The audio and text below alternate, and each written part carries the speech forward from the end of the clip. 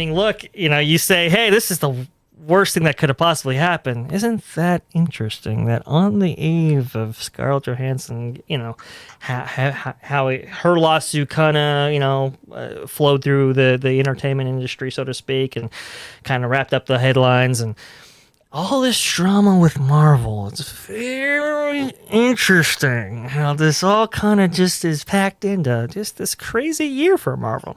It's very interesting. It's very weird. Is.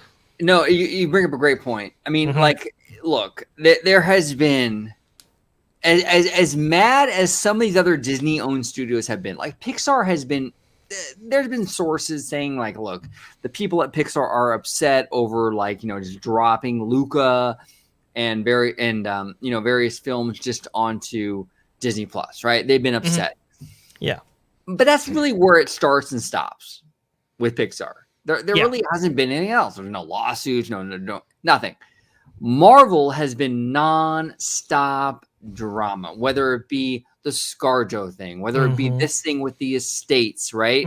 Whether it be Marvel actors and actresses coming out and slamming Shang-Chi, Russo brothers. Right? Exactly. It's Marvel thing after Marvel thing after Marvel thing. And look, I'm not hating on Marvel. What I'm saying, though, is like what you're saying is basically what's going on. Why is it all coming from just Marvel? Obviously, other studios of the Walt Disney Company have a lot of the same issues, but there doesn't seem to be the same public discourse with it, right? It's just Marvel. Why? Why? And it sounds like somebody's coming after Chapek again and is looking to undercut him any way they possibly can. That's kind of my feeling on it. I don't know who's involved. I don't know what's going on here. I know it sounds, that's conspiratorial. How can you say that? Well, it's kind of weird, isn't it? It's weird how all this stuff, keeps coming up and it keeps attempting to undercut the golden goose essentially for Disney. And it's I don't know, it just doesn't feel right. Something doesn't feel right regarding this whole situation, regarding this whole thing. It doesn't feel organic. It doesn't feel like the family was like, because Stan Lee, and I believe that's it's on behalf of their family, that's on behalf of his family that they're suing, or at least indetermination, whatever, where all this court case specifically has emanated from. He's been gone for a while, and all of a sudden now, I mean, isn't it kind of weird? It's very, very strange what's going on. It's very, very strange, and I don't know. I guess we'll have to just wait and see.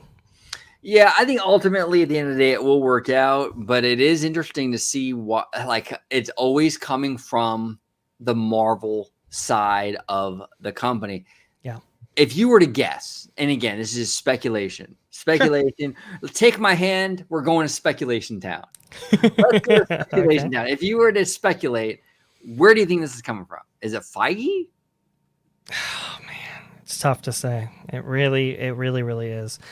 I mean, the two places where it could have come from is Feige and or Iger, right? I mean, there's how you would need somebody in such position that could foment these things through the media and through the press and make Chapek look as bad as possible. Who has that pull? Who has that, that influence over the entire industry?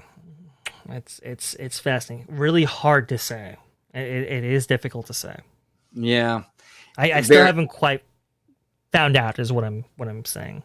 No, absolutely. Absolutely. I do think that there is, look, I kind of have a motto I live by.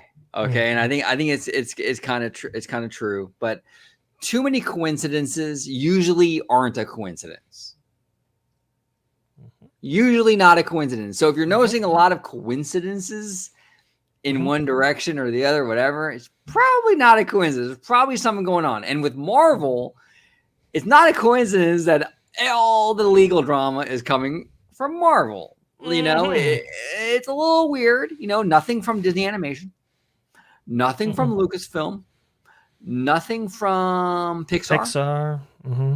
Nothing from FX or Fox, any of it. Every time there is some sort of PR mess, legal mess, it's from the Marvel side. Yeah. And you have an entertainment industry who, you know, is all too willing to go along with this kind of thing, right? Because, you know, you heard Martin Scorsese's and stuff.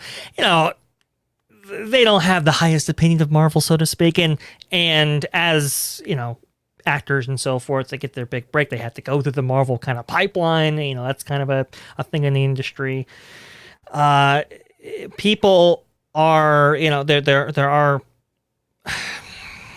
how should I say this? There are kind of players in the industry that would like to see kind of Marvel taken down a peg, right? And not be the blockbuster powerhouse that it is and has dominated the industry for as long as it has. That's, you know, and you have creatives who, you know, would like to see Chapek, you know, on the door out. I